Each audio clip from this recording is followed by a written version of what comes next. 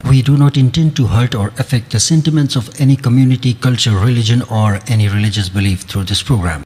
The only motive of this program is to highlight the facts on the basis of evidences collected from different sources.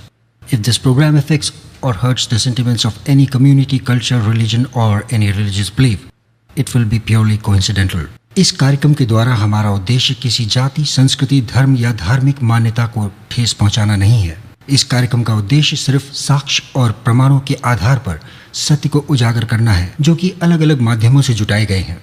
यदि इस कार्यक्रम के द्वारा किसी जाति, संस्कृति, धर्म या धार्मिक मान्यता को ठेस पहुंचती है तो ये सिर्फ एक इत्तेफाक होगा।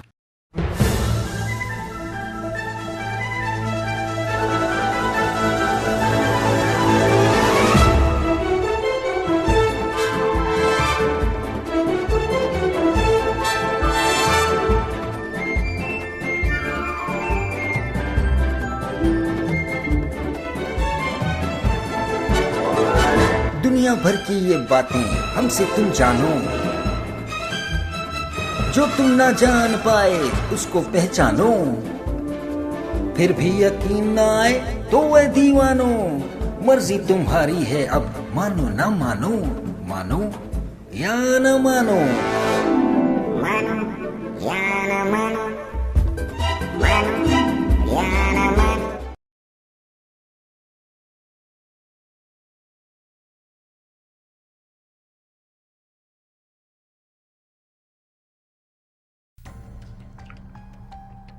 मानो या न मानो के आज के एपिसोड में एक बार फिर आप सभी का स्वागत करता हूं। मैं आपका दोस्त और होस्ट आरजे कुमार। हमेशा की तरीके से आप सभी को एंटरटेन करने का माध्यम ये प्रोग्राम मानो या न मानो कोई ना कोई नई जानकारी आप सबकी खिदमत में लेकर के आता है। और आज हम एक नहीं बल्कि दो अनोखी जानकारियां आपके लिए लेकर के आए हैं, और हमें पूरा विश्वास है कि आज मिलने वाली जानकारी आपके पैरों तले जमीन खिसका देगी।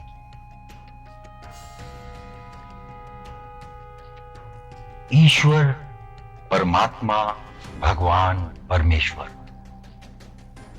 ये वो अनजानी शक्ति है जिसको सारा संसार अनेक नामों से पुकारता है और अपने अपने तरीकों से पूजता है। ईश्वर से हम तरह तरह की फरियाद करते हैं, विनती करते हैं, प्रार्थनाएं करते हैं कि हे ईश्वर, हमारी दुख, हमारी तकलीफें, हमारे संकट दूर करो, हमारा जीवन जो है खुशहाल बनाओ, संपूर्ण बनाओ, सुखद बनाओ और सुंदर बनाओ। जब कभी भी हम इंसानों का जीवन दुखों में, तकलीफों में घिरा हुआ होता है तो एक ही शक्ति का नाम याद आता है, भगवान, परमेश्वर, गॉड, ईश्वर, परमात्मा। और देखा जाए तो इन तकलीफों से निजात पाने के लिए हम अलग अलग तरीकों से, अलग अलग माध्यम से भगवान से प्रार्थना करते हैं, तरह तरह के रास्ते ढूंढते हैं कि कोई तो एक ऐसा रास्ता मिल जाए जिससे हमारी प्रार्थनाएं भगवान तक पहुंच जाएं। राइट? ऐसा ही करता है सारा संसार। पौराणिक काल में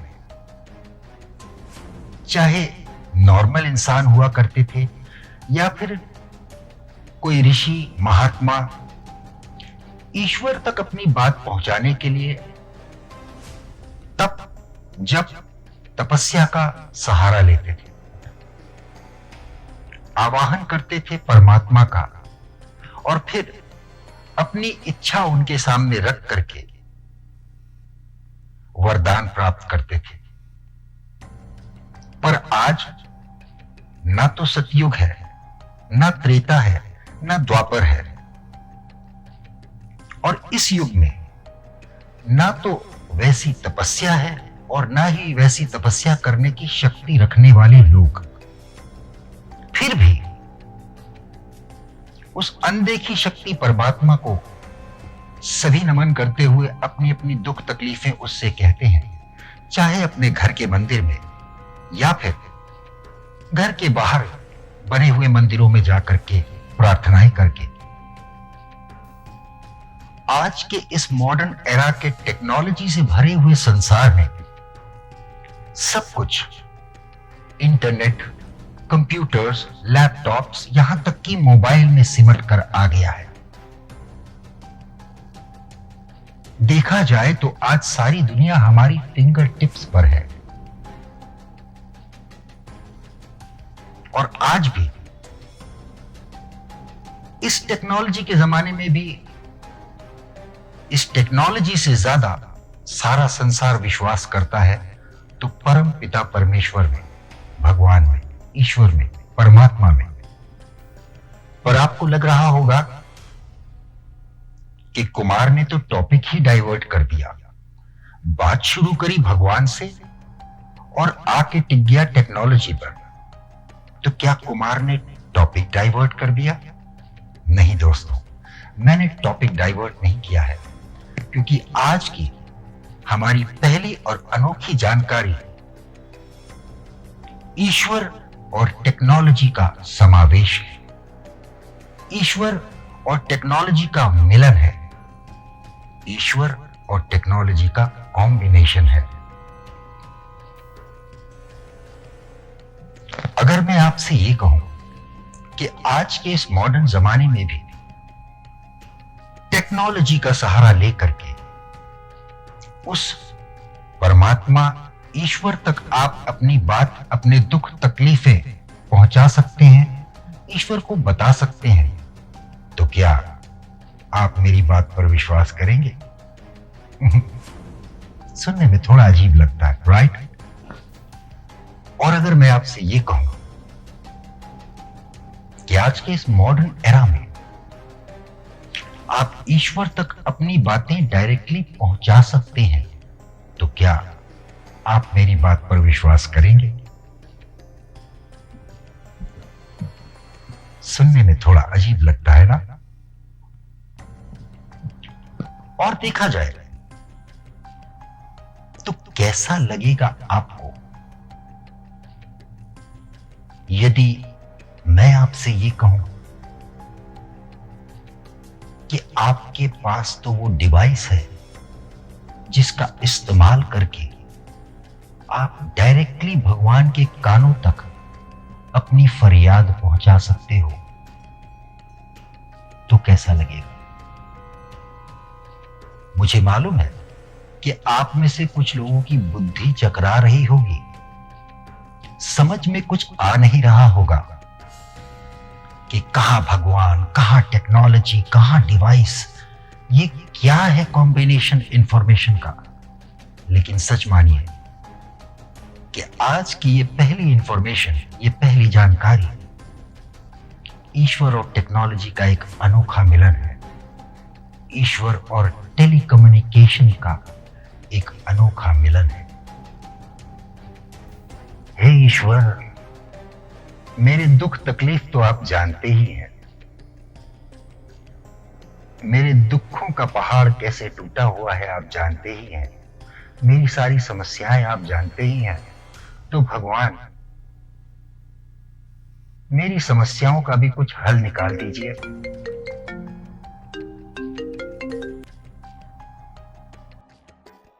hello, yeah can you call me after some time? I am on a very important call. भाई, मैं आपसे थोड़ी देर में बात करता हूं, इस वक्त मैं भगवान से बात कर रहा हूं। अरे हाँ भाई, भगवान से बात कर रहा हूं। मैं आपको 1 घंटे में कॉल करता हूं। Okay, bye bye. हे ईश्वर, अपनी प्रार्थना तो मैं आपके कानों तक पहुंचा ही रहा हूं, बस आप मेरे दुख तकलीफ संकट जो है उनसे मुझे निजात दिला दीजिए।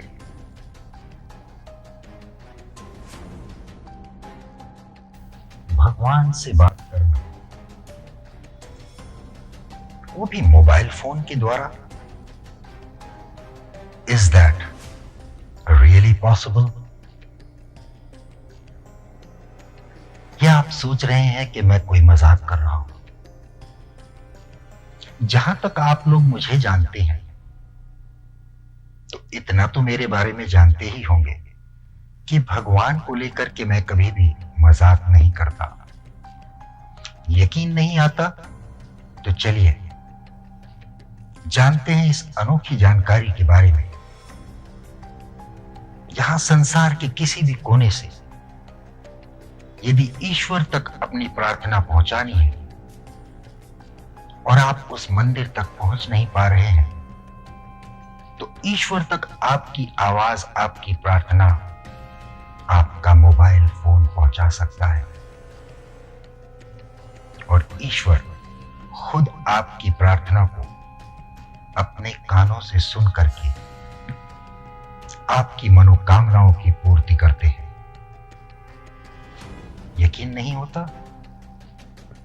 यकीन करना ना करना आप पर है, तभी तो हम कहते हैं मानो या ना मानो। तो चलिए देखते हैं ईश्वर और टेलीकम्युनिकेशन का ये अनोखा संगम, जो न जाने कितने लोगों की विशेष पूरी कर चुका है, न जाने कितने लोगों की फरियाद पूरी कर चुका है, न जाने कितने लोगों के दुख तकलीफ हर चुका है।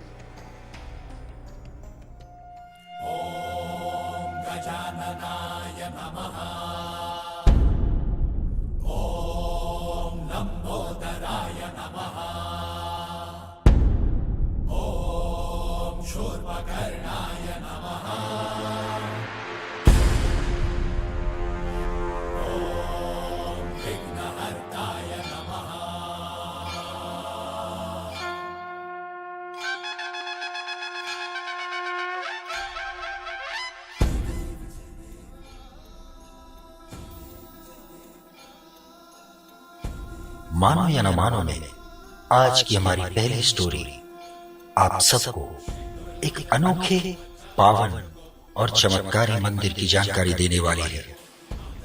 भारत के सबसे स्वच्छ यानी कि क्लीन सिटी माने जाने वाले शहर इंदौर, और इसी इंदौर शहर से जुड़ा हुआ है एक अद्भुत गणेश मंदिर, जिसे जूना चिंतामण गणेश मंदिर के नाम से सारी दुनिया जानती है।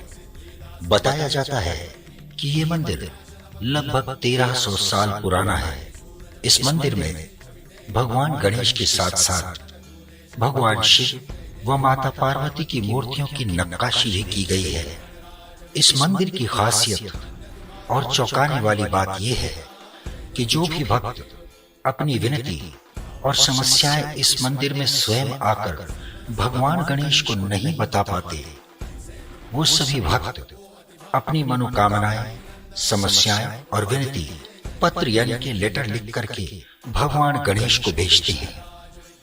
और हाँ, यहाँ खत यानी कि पत्र मतलब लेटर भगवान गणेश के नाम केवल हिंदुस्तान नहीं बल्कि दूसरी कंट्रीज यानी कि विदेशों में बसे लोगों द्वारा भी भेजे जाते हैं, जिसके कारण से भगवान गणेश का ये जूना चिंतामण गणेश मंदिर न केवल भारत में बल्कि विदेशों में भी प्रचलित है। इसी कारण से ये मंदिर न केवल नेशनल बल्कि इंटरनेशनल आस्था और विश्वास का केंद्र बन चुका है। कहते हैं कि इस मंदिर में भगवान गणेश के नाम अपनी मनोकामनाएं पत्र द्वारा लिखकर भेजने वाले भक्तों की सभी मनोकामनाओं की पूर्ति हो जाती है। और सबसे चौंकाने वाला और चमत्कारिक तथ्य अब हम आपको बताने वाले हैं, जो करता है ईश्वर और टेक्नोलॉजी का संगम। जी हाँ दोस्तों, जो भक्त स्वयं इस मंदिर में नहीं आ पाते और किसी कारणवश पत्र भी नहीं लिख पाते, वो भगवान गणेश को डायरेक्टली मोबाइल फोन द्वारा अपनी समस्याएं और मनोकामनाएं बताते हैं। पर आप भी सोचते होंगे कि ऐसा होता कैसे है। जी हाँ दोस्तों, यहाँ के पुजारी के मोबाइल पर जब देश और विदेशों से भगवान गणेश के भक्त कॉल करते हैं, तो पुजारी स्वयं अपना मोबाइल फोन चिंतामन गणेश जी के कानों तक ले जाते हैं ताकि भक्त डायरेक्टली भगवान गणेश के कानों में अपनी समस्या, विनती या कामना बता सके। और जानते हैं कि जिस किसी फरियादी, जिस किसी भी भक्त की कामना मोबाइल फोन के द्वारा भगवान गणेश के कानों तक पहुंचती है, उसकी वो समस्या बहुत जल्द दूर हो जाती है और उसकी सभी मनोकामनाओं की पूर्ति भी होती है। जिस तरह मोबाइल फोन कहीं पर भी बसे हमारे अपनों से हमें जोड़े रखने का अवसर देता है, वहीं दूसरी तरफ भगवान और उनके भक्तों की अटूट आस्था को भी आज टेलीकम्युनिकेशन का ये माध्यम भक्त और भगवान की दूरी को मिटा चुका है और इसी माध्यम से करोड़ों भक्तों की मनोकामनाओं की पूर्ति भी कर चुका है।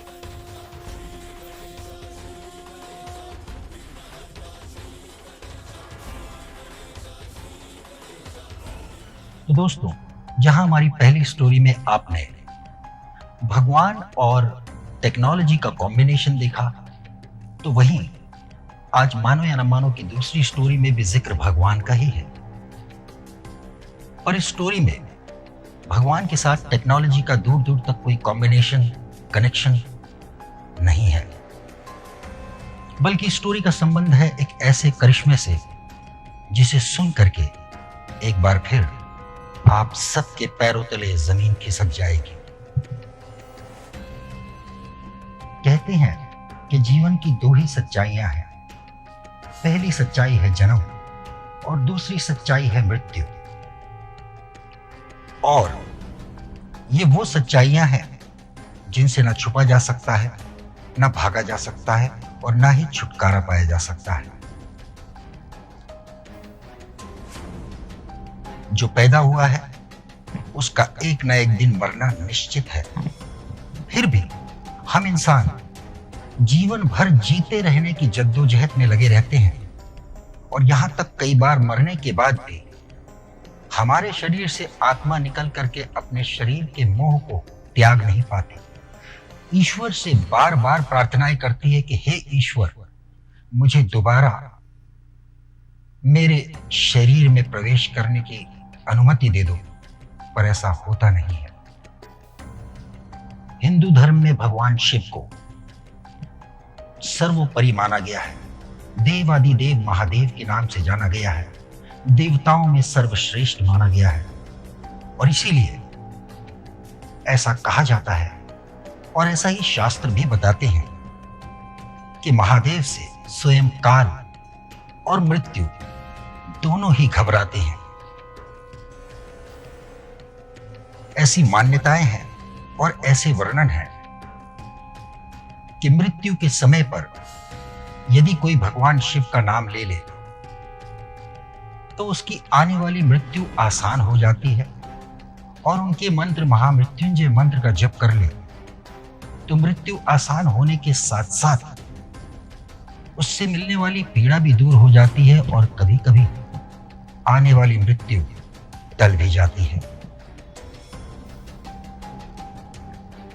आज के मॉडर्न जमाने में मेडिकल साइंस ने भी काफी तरक्की कर ली है, जहां पर कुछ ही क्षण पहले मरे हुए व्यक्ति को उसके चेस्ट और हार्ट में इलेक्ट्रिक शॉक्स दे करके उसे दोबारा रिवाइव करा जा सकता है, उसकी हार्ट बीट्स को दोबारा शुरू किया जा सकता है, जिससे वो इंसान कुछ समय, कुछ दिन, कुछ महीने और कुछ साल तक दोबारा जीवित रह सकता है। पर यदि समय लंबा बीत चुका हो और एक इंसान को मरे हुए काफी वक्त हो चुका हो, तो वहां पर यह मेडिकल साइंस भी किसी काम नहीं आती, नाकाम हो जाती है। और वहां से शुरू होती है ईश्वर की अनोखी चमत्कारिक शक्तियां।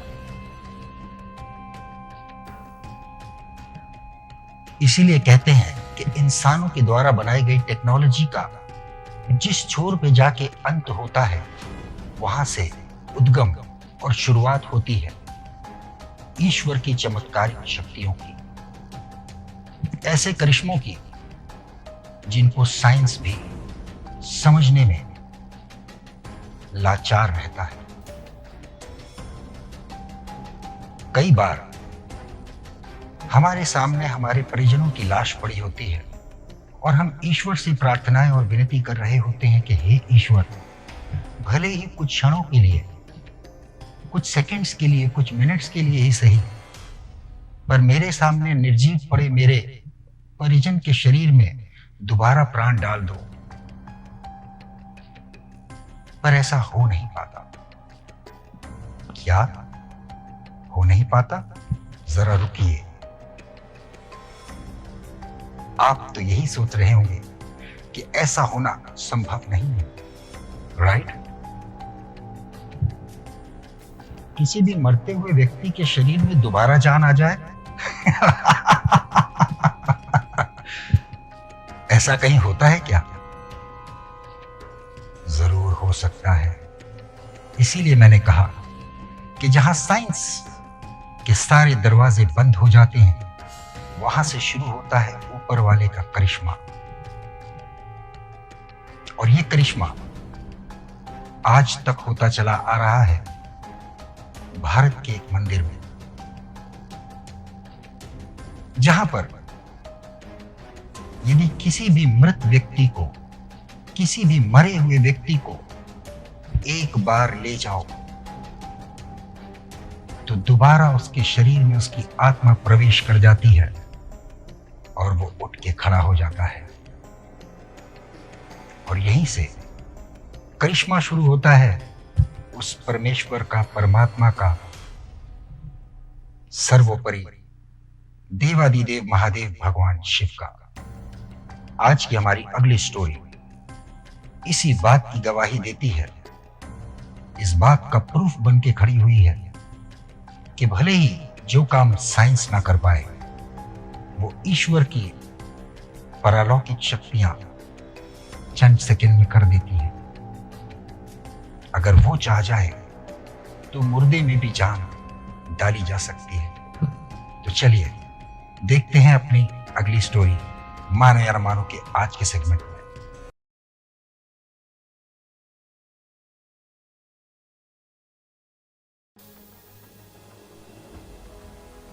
दोस्तों, आज की हमारी अगली जानकारी एक अनोखे और चमत्कारी मंदिर के बारे में है, जिसका सीधा संबंध देवों में देव महादेव से है।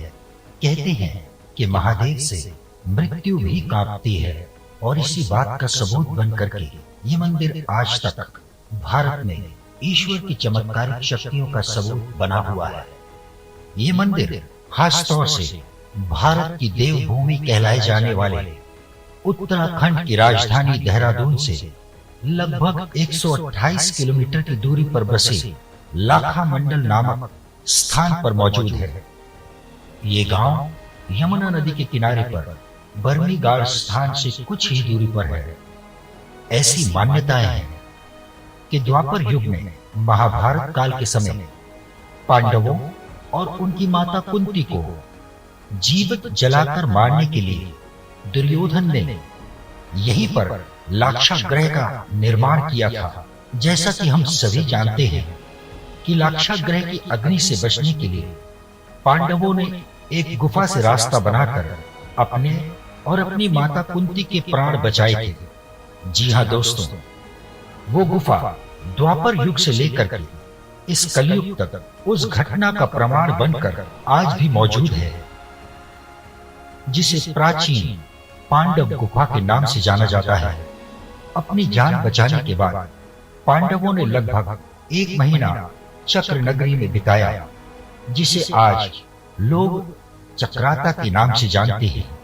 और जब इस इलाके में आर्कियोलॉजिकल डिपार्टमेंट यानी कि पुरातत्व विभाग ने खुदाई की, तो उस खुदाई में कई पौराणिक शिवलिंग और मूर्तियां मिली, जो इस बात की गवाह है कि इस क्षेत्र में पांडवों ने ही समय बिताया था।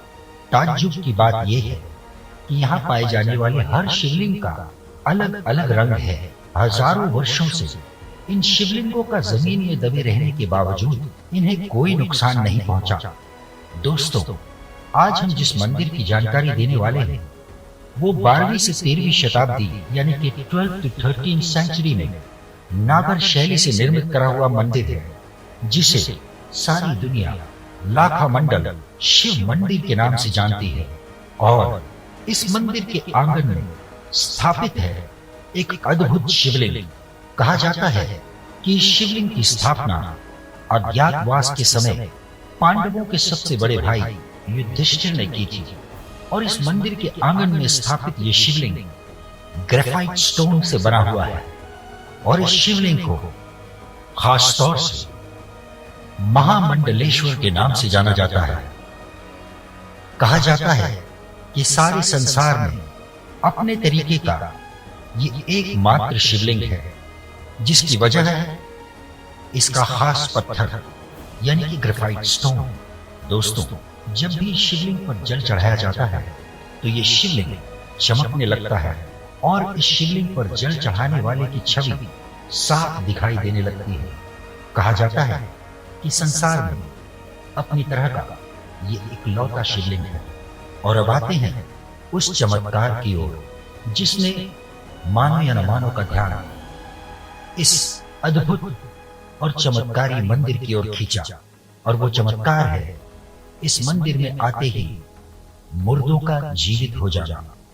जी हाँ दोस्तों, इस मंदिर के आंगन में 2 द्वारपालों की मूर्तियां लगी हुई हैं, जिनमें से एक द्वारपाल का हाथ कटा हुआ है, जिसका रहस्य आज तक कोई नहीं जान पाया। परंतु इस मंदिर का विशेष चमत्कार जो सारे संसार का ध्यान अपनी ओर खींचता है, वो है मुर्दों में दोबारा प्राण डाल देना। जी हाँ, इस मंदिर के प्रांगण में खड़े 2 द्वारपालों के बीच में जब भी किसी मृत व्यक्ति को यानी कि निर्जीव व्यक्ति को लाया जाता है और यहाँ का पुजारी मंत्र पढ़ के अभिमंत्रित जल उस मुर्दे पर छिड़कता है तो बस चमत्कार दिखता है। मुर्दे में दोबारा उसके प्राण और उसकी आत्मा प्रवेश कर जाती है। निर्जीव व्यक्ति उठता है, हर हर महादेव का नारा लगाता है, फिर पुजारी के हाथ से गंगा जल ग्रहण करता है। और गंगा जल ग्रहण करने के बाद फिर से उसके प्राण पखेरु उड़ जाते हैं। उसकी आत्मा फिर से उसका शरीर छोड़ करके मोक्ष को प्राप्त हो जाती है। लाखा मंडल शिव मंदिर आज भी वहां लाए जाने वाले मृत व्यक्तियों को कुछ क्षणों के लिए जीवन दान देकर उन्हें ईश्वर के चरणों में नमन करने का मौका देता है। और फिर ऐसा कहा जाता है कि यहाँ पर जिंदा होने के बाद फिर से मरने वाला व्यक्ति मोक्ष प्राप्ति करता है। तो दोस्तों, आज की मानो या न मानो के एपिसोड में जहां एक तरफ आपने भगवान और टेक्नोलॉजी का कॉम्बिनेशन देखा, वहीं दूसरी तरफ उसी परमात्मा के एक अजूबे और चमत्कारिक करिश्मे को भी देखा। उम्मीद करता हूं कि आज की दी हुई जानकारी आपके दिमाग की घंटियों को टन टन बजाती रहेगी। इसी आशा और उम्मीद के साथ में कि अगले एपिसोड में किसी न किसी नई और अनोखी जानकारी के साथ में एक बार फिर आपकी खिदमत में हाजिर होऊंगा। मैं आपका दोस्त और होस्ट आरजी कुमार। तब तक के लिए बाय बाय।